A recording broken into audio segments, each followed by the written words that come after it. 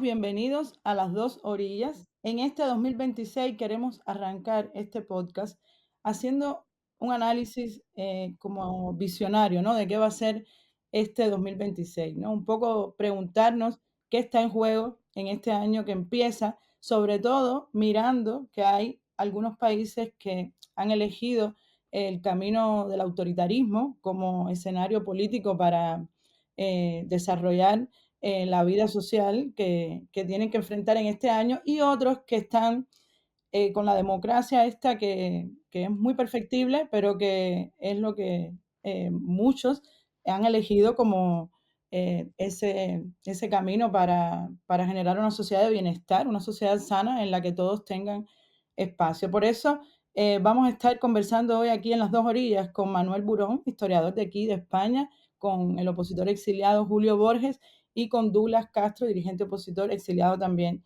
Y bueno, la pregunta que quiero lanzarles a los tres es una pregunta general, pero muy provocadora, que es esto, ¿no? ¿Qué está en juego en el 2026, viendo que ha sido un año bastante convulso desde lo político, electoral, social también?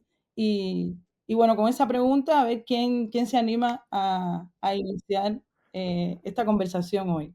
Bueno, puedo animarme yo. Yo creo que un tema central en Latinoamérica desde hace mucho tiempo es el tema de la violencia, la seguridad, y para englobarlo de una forma más clara, el crimen organizado. Porque la pregunta que a mí se me viene y que yo creo que en el 2026 nos va a ayudar a responderla de alguna forma es si el crimen organizado es un síntoma de mala institucionalidad o si realmente el crimen organizado puede pasar por encima de la misma democracia. Digo esto porque creo que en el 2025, 2024 vimos como países como Uruguay, inclusive Costa Rica, han entrado en un deterioro de seguridad similar al de los países que históricamente han estado mal. Y ni qué decir de los países que están en el suelo. Pues pienso en México, porque yo creo que ahí se está dando una reestructuración de toda la gobernanza criminal, como dicen los académicos especializados en el tema, que va a tener mucho impacto en el resto de América Latina. Y esto también siento que es como una especie de carbón, combustible para muchos populismos, esto que le llaman el populismo punitivo.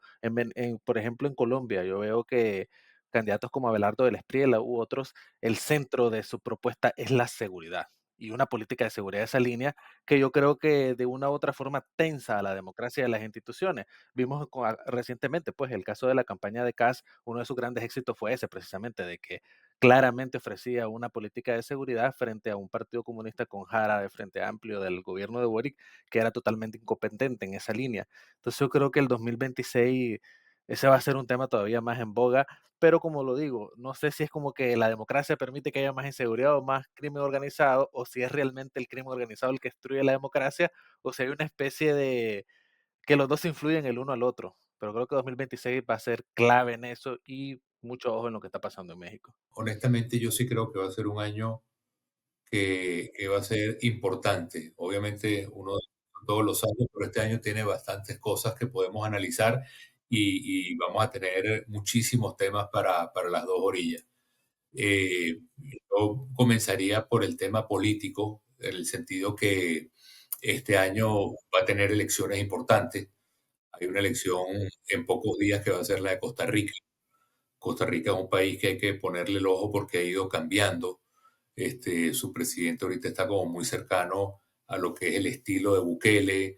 Es un país, en lo que decía Douglas, muy importante también el tema como Costa Rica se ha ido contagiando de temas que no existían antes, como lo del crimen organizado. Un país que no tiene ejército y por lo tanto se hace como más permeable a ser secuestrado por este tipo de cosas. Y luego Perú, que ha estado crisis tras crisis, va a tener elecciones también en pocos meses, en abril. Eh, Ustedes habrán visto una montaña rusa de presidentes que van, vienen, van a la cárcel, el parlamento hecho leña, pero afortunadamente en lo político siguen flotando. La elección de Colombia también que viene este año es muy, pero muy importante porque Petro está jugándosela a ver si algo relacionado con la izquierda sigue en el poder, la derecha fragmentada. Hace poco Uribe hizo este lanzamiento de Paloma Valencia, es decir, las cosas se han ido revolviendo en el caso colombiano, pero es muy importante. Y luego un monstruo que es el tema de Brasil que va a elecciones también. Por último, en el caso de Venezuela, bueno, Haití también va a elecciones. Y es interesante porque Haití ha sufrido una crisis tan grave y tan dolorosa que estas elecciones que va a tener a final de este año ojalá signifiquen también un nuevo comienzo. Y cierro con el caso de Venezuela, que yo creo que también arropa luz a Cuba. Yo tengo total convicción de que en Venezuela políticamente va a haber un cambio y eso va a arrastrar a Cuba también. Y creo que un tema para el cual tenemos que hacer algún programa, Manuel lo ha dicho, es también en todo este contexto la nueva doctrina de Trump para las Américas, para el hemisferio. Es interesante. Y cierro con un cachito para España. España, el tema corrupción se dio comienzo actual y Está también convulso. está convulso. Y bueno, creo que eso por lo menos para entrar en lo político, creo que son hitos con los cuales quiero poner para ver sus opiniones sobre esta cantidad de temas que tiene el tema electoral este año. Bueno, ya habéis dicho muchos puntos que seguramente van a ser importantes, ¿no? Yo como historiador tengo que decir que seguramente cuando escuchemos este episodio a finales del año 2026, seguro que los, los puntos claves serán otros, pero así es la historia, ¿no? Que uno intenta ver por dónde va, pero luego acaba por cualquier cosa, ¿no? Y claro, aquí en lo imprevisible, como decía Julio, Trump es la imprevisibilidad hecha política, pero quizás nos estamos ya acostumbrando a Trump. Esto es interesante, ya no nos fascina en el sentido malo de la palabra, y ya nos vamos acostumbrando a esa imprevisibilidad, ¿no? Pero es muy importante lo que haga. Y como ha dicho Julio, salió la nueva estrategia de seguridad nacional que ha sido muy criticada. No sé si han leído a Neil Ferguson y a Garzonash y a otros tantos que han comentado, y hay un debate en torno a si es preocupante o no si es preocupante, y sobre todo la posición de Europa y de América Latina. Casi en posición de igualdad por mucho tiempo, en el sentido de territorios en los que se está interviniendo de manera diferente. Entonces yo iría un poco por ahí también, ¿no? De nuevo como historiador. Tú lo que quieres Eh, decir es que Europa y América Latina están bajo el mismo problema, bajo esa doctrina, bajo el mismo desafío. Sí, exactamente. No con la misma dimensión, pero hay muchos que opinan, no sé qué opinaréis vosotros o ustedes, eh, que la vuelta, ya saben que en la estrategia de seguridad nacional se habla de doctrina Monroe abiertamente, lo cual era un tabú. ¿Eh? El corolario Trump a la doctrina Monroe, exactamente, lo cual antes era un tabú, ¿no? Y hay cierta admiración por Theodore Roosevelt, ¿no? Pero hay muchos que hablan que lo mismo que, en fin, el mismo problema que América Latina tendría con Estados Unidos, si es que es un problema, porque estoy hablando con Julio, que es venezolano, ¿no? Quizás es una solución, pero lo tendría Europa, con que está perdiendo su autonomía estratégica frente a Rusia, pero también frente a Estados Unidos, en el sentido, y ya acabo, de otra patata caliente que decimos aquí en España, que es el lanzamiento de la derecha. Y algunos dicen ultraderecha. Azuzada por Trump. Azuzada por Trump, en América Latina el intervencionismo en las elecciones está siendo muy fuerte de Trump, y en Europa también. No sé qué opinan. Es interesante porque eso es algo que quería comentar en lo político, pero se me pasó y me lo recuerdas, que es que lo que está fracturando, digamos, toda la conversación política es de nuevo ese debate al rojo vivo entre derecha e izquierda. Hace pocos días la presidenta de México decía, bueno, el progresismo tiene que revisarse en América Latina porque algo está pasando en función de lo que fue el triunfo de Chile, que comentó también Douglas. Entonces, creo que también es otro elemento para que lo metamos en el análisis con muchísima fuerza y más con tantas elecciones a la vista, ¿no? Yo quería comentar un punto sobre ese tema del corolario Trump y el caso de América Latina y Europa, pues porque se supone que la queja es que no hay autonomía estratégica o de que Trump está prácticamente regresándonos a eso que dicen las esferas de influencia, pero muchas veces nosotros vemos que hay poca acción autónoma en la región. Voy a poner el ejemplo de Venezuela. Es decir, muchos, sobre todo la izquierda, se quejan de que Estados Unidos ahora está siendo más agresivo, pero cuando han tenido la sartén por el mango, o ni siquiera la han querido tener por el mango, es decir, no han tenido una política multilateral regional para resolver los propios problemas latinoamericanos. Entonces dejan un vacío que fácilmente es llenado por el poder del norte. bueno, yo sin saber mucho de Europa, yo también siento lo mismo, pues en el sentido de que para el caso de Ucrania, es decir, Europa necesita tener una política más agresiva en favor a Ucrania y más defensiva de disuasión contra Rusia. Entonces, muchas veces, a mí lo que me pasa es que a veces leo muchos comentarios de sectores radicales del trumpismo, pero muchos de ellos tienen razón. Es decir, por poner un ejemplo, el otro día escuchaba, creo que era Christopher Landau, entonces criticando a la Unión Europea. Entonces decía, bueno, los europeos quieren tener nuestro, nuestra sombría nuclear militar de protección en seguridad, pero políticamente, económicamente siempre están en contra de nuestros intereses. Y ponían el ejemplo de Cuba, es decir, siempre alineado a favor de Cuba y en contra de Estados Unidos en esa política. Sé que no se trata de un alineamiento total, pero muchas veces es como que cuáles son las contrapartidas en ese sentido. Y finalizo con un punto que es, hablándolo con varios amigos que tengo pues de izquierda, es que estos puntos muchas veces hacen de que se vean más las contradicciones, porque volviendo al caso de Ucrania, ellos decían, no, Ucrania le pertenece a la influencia rusa. Ah, bueno, sigamos con eso pues, entonces México le pertenece a la influencia estadounidense. Es decir, el orden internacional liberal es precisamente para defender a los débiles de los fuertes. Y es bastante ridículo usar esa palabra, que de Latinoamérica, desde países pequeños, seamos nosotros los que critiquemos el orden internacional liberal que nos defiende y defiende nuestros intereses y callamos bajo las lógicas de las esferas de influencia, que a lo que defiende es a las potencias. El problema es que no gusta la potencia que está en Estados Unidos, en el hemisferio occidental, en América Latina, que es Estados Unidos, pero sí gusta la potencia que atenta contra la soberanía de Europa, que es Rusia. Respecto a Europa, estoy completamente de acuerdo con lo que dice Douglas. Es el momento de ver si la reasunción de autonomía europea llega a algún lado.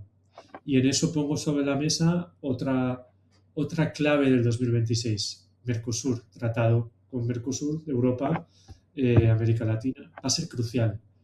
¿Por qué? Crearía el mayor mercado del mundo. Y segundo, permite a Europa desalinearse y acoplarse a América Latina y, por cierto, España ahí tendría un lugar central. Y acabo, otro de las grandes incógnitas es si aguanta Pedro Sánchez. ¿Mm? Y vamos a escuchar crecientemente la interrelación entre asuntos latinoamericanos. Estoy pensando en Venezuela Zapatero. Se están desvelando estos días y esas tres cosas van a hacer que España, América Latina, Estados Unidos estén muy entrelazados. Eso está a punto de salir ya, eso es inevitable. El Totalmente, asunto bueno, de Zapatero, la eso de Zapatero y Venezuela, a mí me parece, lo tenía también en el radar, porque es una manera de presentar lo que Douglas habló al principio, el tema del crimen organizado. Es decir, al final, lo que está ocurriendo o lo que se está conociendo, que te digo algo, Manuel, para nosotros los venezolanos era bastante conocido, que esa cantidad de negocios con el régimen de Maduro, lo que habla es de cómo este tipo de regímenes pueden contaminar a democracias que están sanas, caso España, con el tema de corrupción, lavado de dinero, inversiones, etcétera. Y creo que eso es un tema también para tener claro ese vaso comunicante. Y lo otro que me parece interesante este año 2026 es que esta guerra que ha declarado Trump al tema del narcotráfico es un año decisivo para saber si ese camino funciona o no, en el sentido que tendría que rendir frutos y más bien uno ve que el problema del crimen organizado está teniendo unos tentáculos en toda la región muy, pero muy fuertes y no está claro si simplemente el enfrentar eso desde el punto de vista militar pueda solucionar un problema que está metido en los tuétanos de las economías, de los estados, de la política, de la sociedad. Creo que es uno de los retos más fuertes que tenemos para este año 2026. Yo escuchándolos ahí, encontré una palabra que se repite, ¿no? En los tres escenarios que estamos viendo y en Cuba pasa exactamente lo mismo, ¿no? Que es desgaste, ¿no? Yo creo que, por ejemplo, en el caso de Cuba son 65 años de un mismo proceso con promesas que nunca llegaron a ninguna parte. En el caso de Nicaragua, parecido, igual Venezuela. Y aquí en España, Pedro Sánchez está enfrentando también un desgaste. Pero no solo Pedro Sánchez, o sea, yo quiero hablar un poco de eso, ¿no? Cómo ¿Cómo enfrenta una sociedad ese desgaste? ¿Qué ven ustedes que pueda ocurrir en medio de eso, donde esto ha pasado ya? O sea, este año sí se cae, este año sí, y al final volvemos al mismo ciclo. Bueno, yo creo que es un poco distinto. Yo creo que este año es un poco distinto, porque Qué decir, bueno, bueno, tengo menos hace experiencia que falta. ustedes, menos años, pero bueno, yo creo que esa política agresiva de Trump, ese desgaste que estamos viendo en Cuba, uno ve Ujú. ahora todos los youtubers, toda la información que sale de Cuba es muy negativa. Solo te muestran las desgracias de las cosas que están pasando en Cuba. Antes todo era pura propaganda. Entonces, para mí eso es un signo bastante importante. Inclusive en Nicaragua, pues yo no te vaticinaría ningún cambio político en el corto, mediano plazo. Soy muy escéptico en eso, creo que va a haber cambios, pero ahorita por lo menos se siente algo de esperanza. Yo creo que ese tema de la configuración internacional, y vuelvo, pues, por ejemplo, con el tema de la izquierda, el chavismo es un lastre brutal. Si vos querés hacer campaña en América Latina, una de las formas más básicas de hacer campaña es decir que tu adversario es de izquierda y como es de izquierda es aliado del chavismo. Y como es aliado del chavismo, eso lo deslegitima totalmente. Entonces, eso es algo nuevo actualmente. Es decir, y en el caso de Cuba también, pues decir, Cuba ya no es ningún tipo de referente moral ni romántico, solo como eso que le dicen los gringos los tanquistas, es decir, la izquierda tanque, la más ortodoxa, es la que apoya. Entonces yo creo que eso tiene un impacto en la realidad. Si bien es cierto, se pueden sostener con la violencia estos regímenes autoritarios, yo creo que nunca han estado a ese nivel. Por decir, yo sí creo de que en varios momentos hemos dicho va a haber cambio, pero ahora sí es diferente y espero, bueno, que cuando estemos en el 2027 haciendo este programa, sí haya sido diferente, esa es mi esperanza. Yo lo veo igual, honestamente. Yo lo veo igual.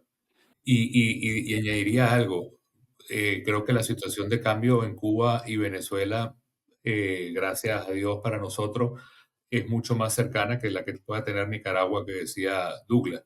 Y añado un tema también que Douglas puso, que si bien el tema del corolario de la doctrina Monroe que lanza Trump es algo que nos sacude y nos llena de preocupación, también el hecho de que, sobre todo América Latina, había sido un patio muy abandonado, donde está ahorita los rusos, los chinos, los iraníes, es tan absolutamente preocupante como cualquier otra cosa, ¿no? Creo que eso va a haber cambios también en el 2026 sobre esa proyección en América Latina. Por hablar de, yo creo que el tema que está sobre la mesa es cuál es el futuro del liberalismo en el mundo. No solo en 2026, sino del 2025 también, ¿no? Ese es esa es la gran batalla de nuestro tiempo, ¿no? No lo vamos a resolver, por supuesto, en 2026, pero sí hay batallas importantes. Y no sé ustedes, pero ¿qué referentes tenemos para el 2026 de nuevos líderes liberales? ¿Eh? En Europa, en el resto del mundo. Eso es preocupante. Y me preocupa también, y yo creo que también va a ser fundamental, en todo el mundo, en América Latina, en Europa, en Estados Unidos, cuál, el desgaste, como decía Luz, pero el desgaste de electos, diría, ¿no? De la ciudadanía, de la capacidad de la ciudadanía.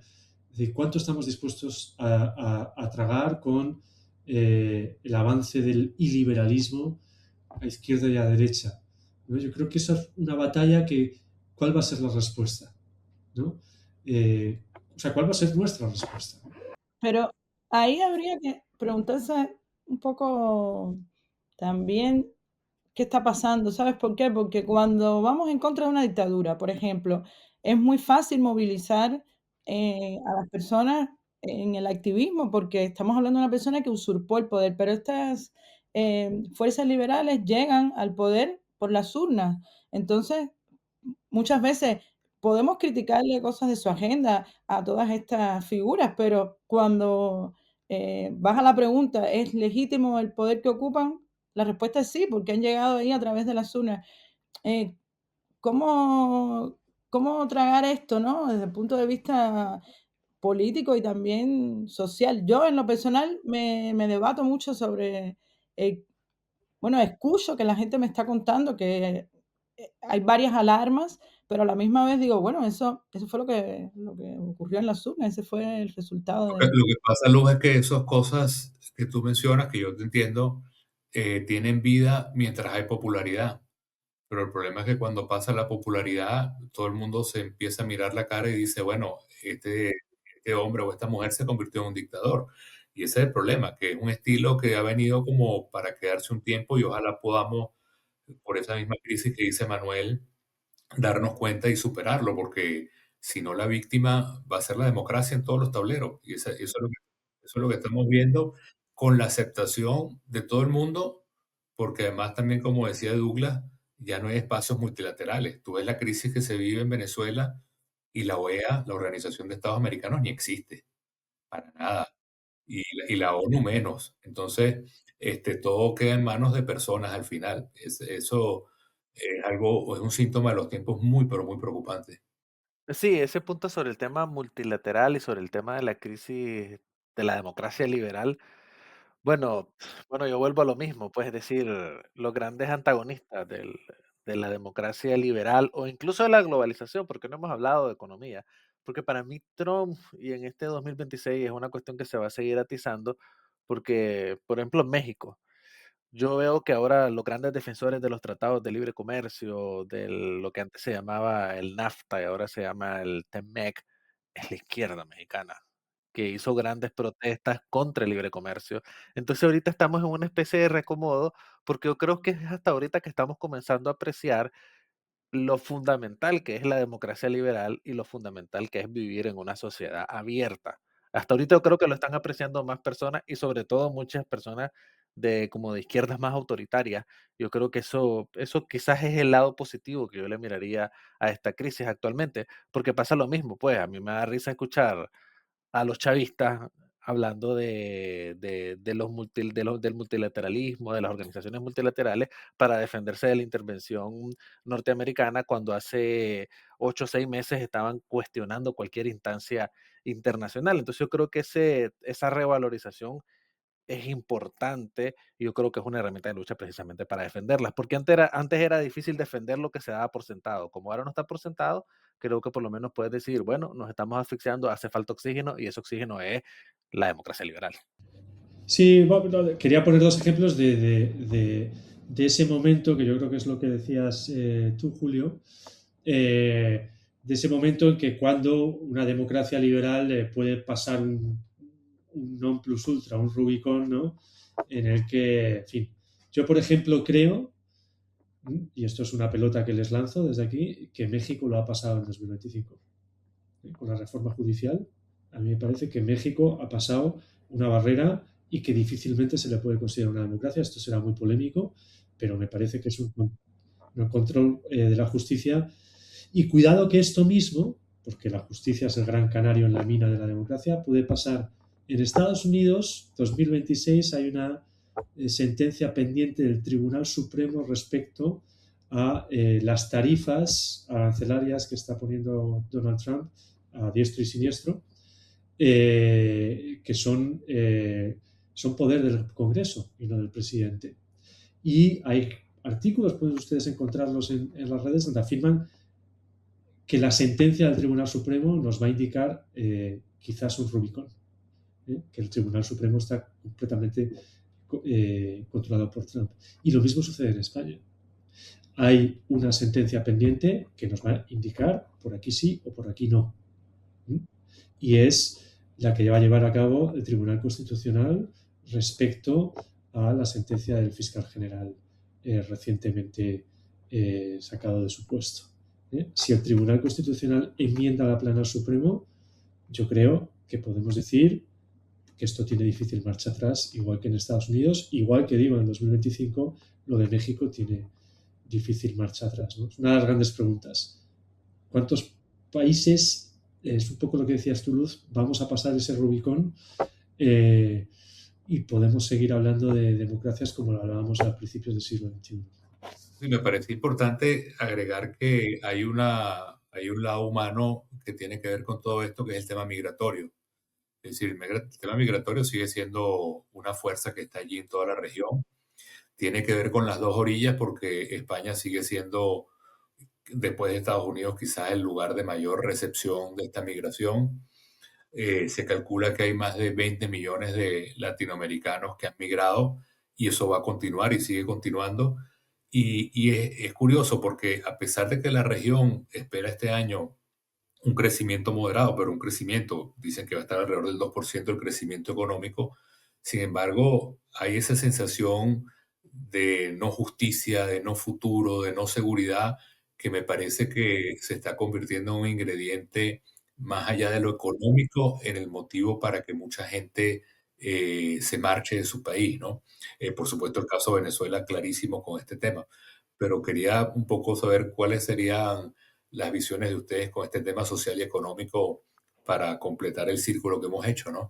Bueno, quiero agregar ahí en ese punto, por ejemplo, el caso de Nicaragua, creo que ayuda a entender ese tema de la migración, porque después del 2018, con la crisis política que desembocó también en crisis económica, hubo una salida masiva de nicaragüenses, pero que se ha detenido, pues, porque muchos migrantes tienen miedo de lo que está pasando en Estados Unidos. Entonces, yo creo que hay una especie de ralentización y lo que se han buscado son otras alternativas, más migración sur-sur, es decir, de Nicaragua a Costa Rica, que ha sido tradicional, y sobre todo el camino hacia España.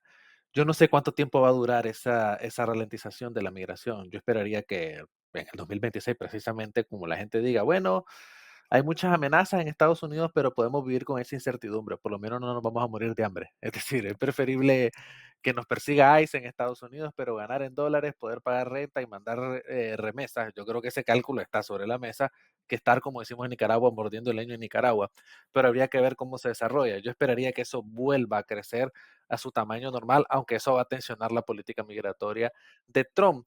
Y en el caso de tratando de enlazar lo económico y lo social del tema de migración, es ese tema de las tarifas, pues toda esa política que, para mí también me llama la atención, pues que no, al inicio se planteaba como una especie de hecatombe económica, pero se han impuesto tarifas, se han bajado, se han renegociado y no ha habido una crisis como muchas de las personas vaticinaban.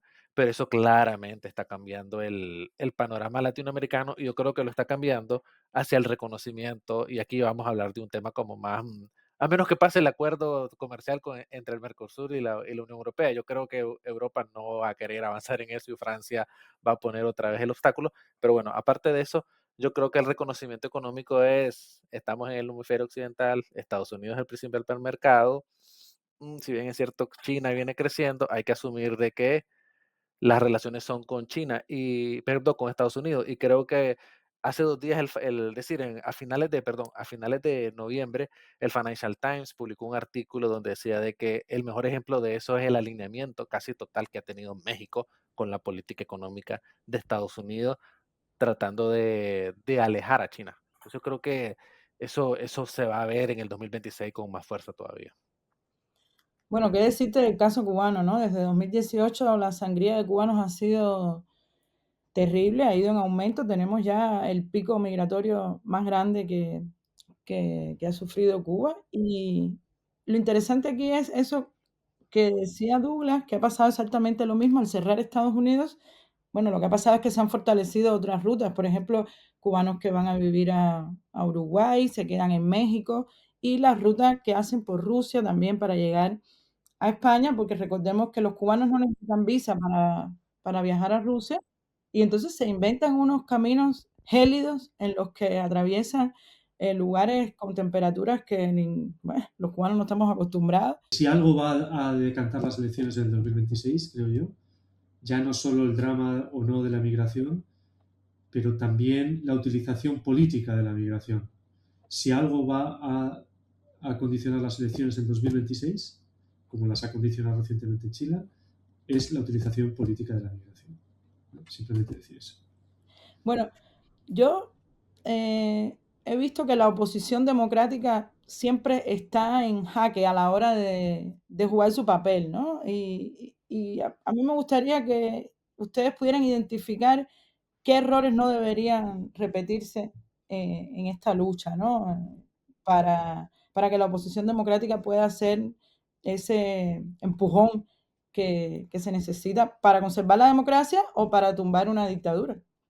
Bueno, en el caso de Nicaragua, yo creo, no sé si de errores, pero más que todo hablando como estrategia, para mí el tema siempre es depender de uno mismo, asumir que no tenés aliado, que no tenés contexto y cómo construir fuerza propia. Eso siempre para mí es vital porque eso es, te mantiene en una lógica de ir hacia adelante a pesar de que todo lo que pase a tu alrededor, pero al mismo tiempo ser bastante claro y bastante realista en que necesitas aliados y que muchas veces con el caso de los aliados tenés que ser lo más pragmático posible de todo, pues, es decir, tratar de tener a todos los poderes alineados tuyos en contra de tu adversario, porque si hay algo que hay que admirar en el caso de Cuba, Venezuela, Nicaragua, es que los aliados de estos regímenes han sido aliados que yo diría más eficientes y que han sudado más la camiseta de la casa autoritaria que los aliados de la democracia.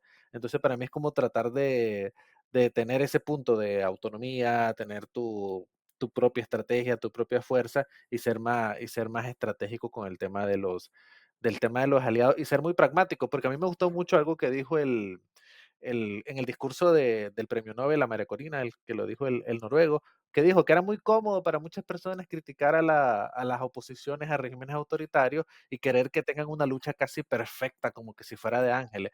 Entonces yo creo que para mí él está dando en esa clave, es decir, en el sentido de que, bueno, las situaciones son difíciles y toca tomar decisiones difíciles y para eso se necesita mucho liderazgo, pero yo creo de que yo soy optimista en el sentido de que tenemos oposiciones que han sobrevivido a semejante desierto.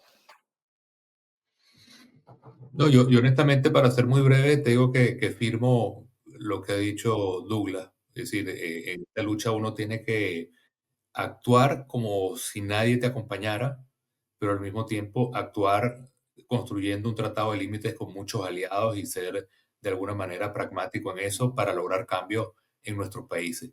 Y creo que logrado ese cambio, el otro reto fundamental es tratar de reconstruir el centro político. Creo que eso es una tarea absolutamente obligatoria para sanar la democracia, llamarlo de alguna manera. Y termino con esto. Recomiendo mucho que puedan leer ese discurso cuando le dieron el Nobel a María Corina, que dio el presidente de la Academia Nobel sobre la democracia. A mí me pareció que es una pieza que incluso vale la pena que un día lo traigamos acá para analizarlo. Vale la pena que lo busquen. Yo muy rápidamente echo de menos, volviendo a la pregunta de Luz, echo de menos discursos aglutinadores, echo de menos hombres y mujeres de Estado que no entren tanto a la batalla polarizadora, eh, que busquen incluso refundaciones, eh, que aglutinen a la sociedad. Yo me gustaría que salieran candidatos en España, en América Latina, un poco como María Corina Machado, en el mundo, que digan, yo si llego al poder voy a reforzar la justicia, voy a hacer medios de comunicación transparentes y plurales, voy a reforzar las instituciones, vamos a hacer un nuevo pacto ciudadano constitucional. ¿eh? Echo de menos esos discursos. Parece que se ha entrado en la cabeza la fatalidad de que si no entras en la batalla política polarizadora no vas a ganar las elecciones. Quizás sea cierto, pero si no hay hombres y mujeres de Estado que refuercen las instituciones y el pluralismo y la democracia, no vamos a llegar a ningún lado. Y ahora mismo no lo encuentro. Bueno, obviamente, 2026 no va a decirlo todo, pero yo sí creo que va a ordenar el tablero, ¿no? No estamos ante el fin inmediato de la democracia, por suerte, pero yo creo que sí ante su mayor prueba desde la Guerra Fría, ¿no? Entonces, así nos despedimos. Muchísimas gracias a todos por acompañarnos aquí en las 2 orillas y nos vemos en el próximo episodio.